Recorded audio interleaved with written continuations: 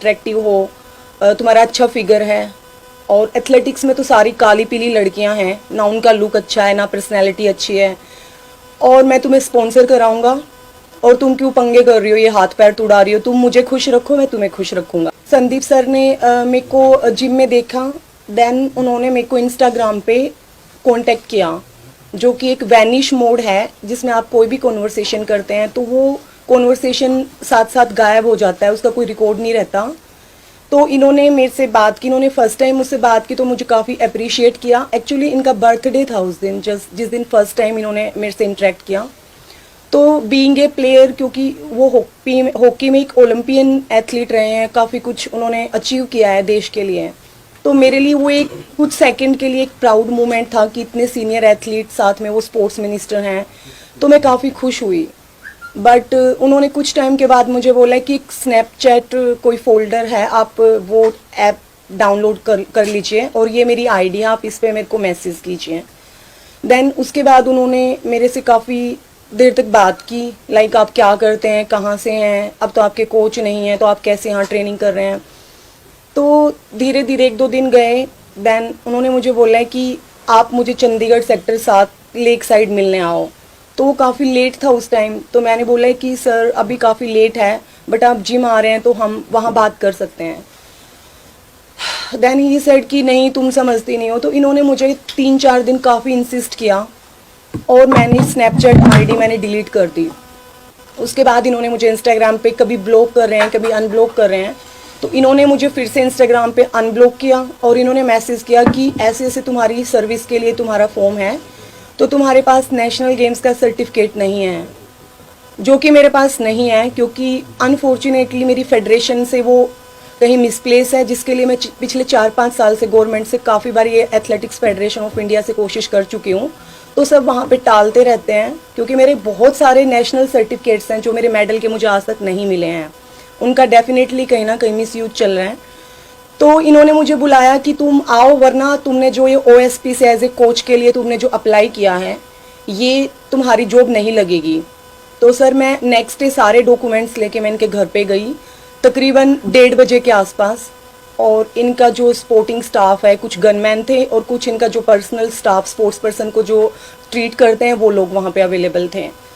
Then मैं इनके पास गई, मैंने डॉक्यूमेंट्स दिखाए,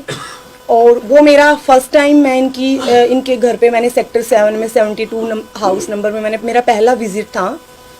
तो इन्होंने बोला है कि मैडम मैं यहाँ पे अनकंफर्टेबल हूँ और ऑफिस में बात नहीं करते हैं, कैमरा है और आप समझ सकते हैं। तो इनके ऑफिस में बिल्कुल साइड में एक कैबिन है जिसमें सिर्फ सोफ़ा डला हुआ है और कुछ टेबल वगैरह हैं। तो इन्होंने मुझे बोला कि मैं यहाँ कंफर्टेबल हूँ, मैं यहाँ बैठ के बात कर सकता हूँ। तो सर इन्होंने मेरे डॉक्यूमेंट्स टेबल पे रख दिए और साइड चेयर पे ही, जैसे ये चेयर है, ये ऐसे आके बैठ गए और मैं बिल्कुल ऐसे बैठी, तो इन्होंने बोला कि आप साइड में आ जाइए।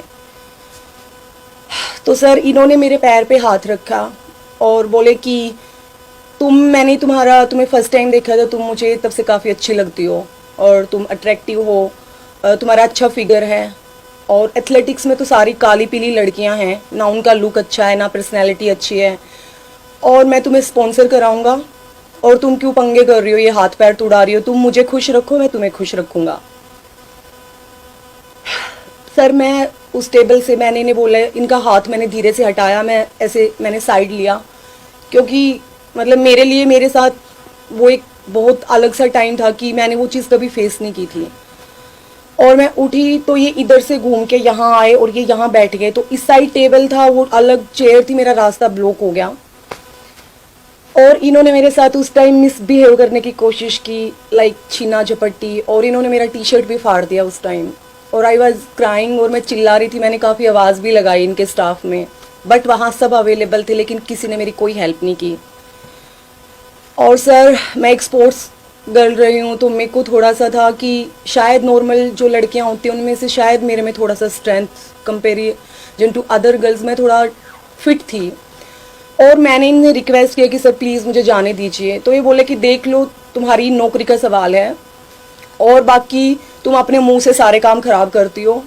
और अगर तुम मुझे खुश नहीं रख सकती ना, तो तुम किसी को खुश भी नहीं कर सकती, और ना तुम्हें नौकरी मिलेगी,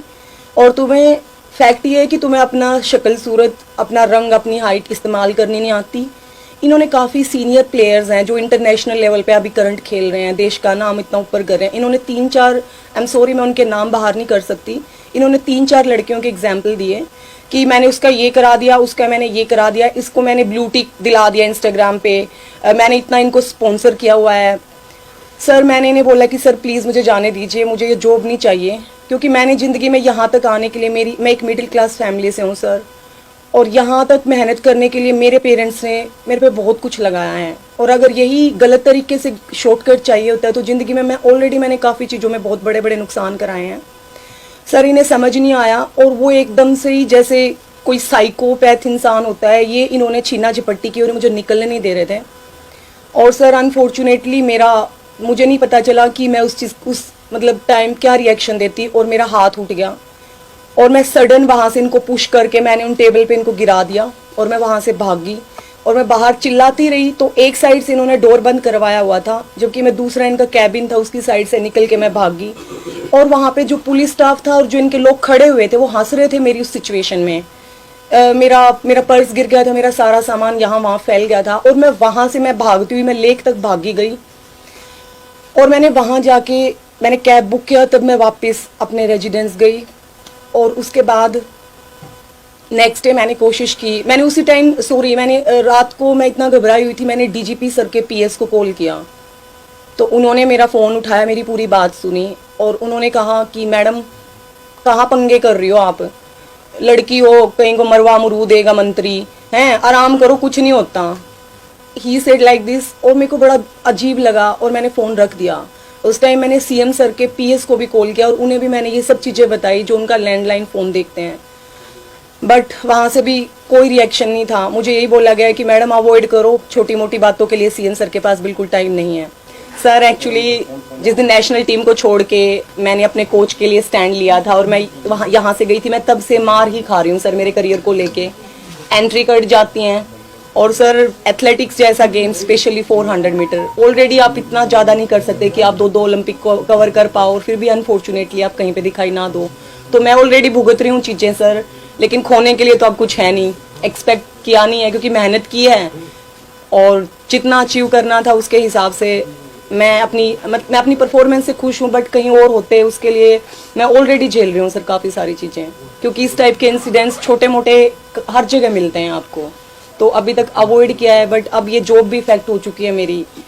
और हर टाइम इंसान कितना टेंशन कैरी करेगा। सर मैंने चंडीगढ़ पुलिस को नहीं, पुलिस सर के घर में खड़ी थी, जो स्पोर्ट्स मिनिस्टर सर हैं उनके घर में खुद पुलिस प्रेजेंट थी, वहाँ पे उनका स्टाफ प्रेजेंट था।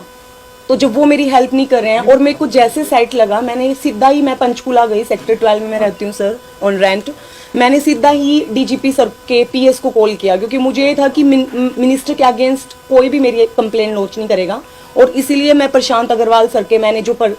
ऑफिशियली नंबर होता है उस पर मैंने कॉल किया, मैंने उनसे मिलने के लिए टाइमिंग्स भी मांगे। सर मैं तैयार हूँ एक्शन लेने के लिए, क्योंकि अब जब तक मेरी जॉब इफेक्ट नहीं कर रही थी, अब मेरा जॉब भी, और मैं सर पीक पे हूँ, मेरा पूरा करियर इफेक्ट कर रहा है। क्योंकि मैंने उनसे कल जब मैं मिली तो मैंने उनसे लास्ट एक कोशिश की थी ऑफिशियली कि सर मुझे आप परेशान, प्लीज़ आप, मेरा पीक चल रहा है